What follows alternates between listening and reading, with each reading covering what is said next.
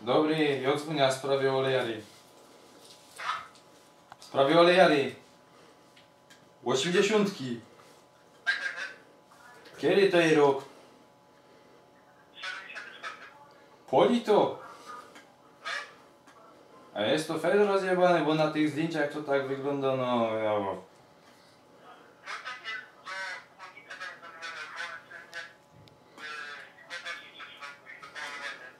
A dykty do tego są? Dykty. Dykty czy do tego są? Papiury.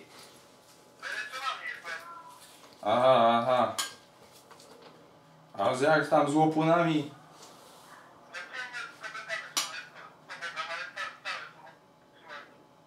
A poli to? Dobrze. Poli to dobrze.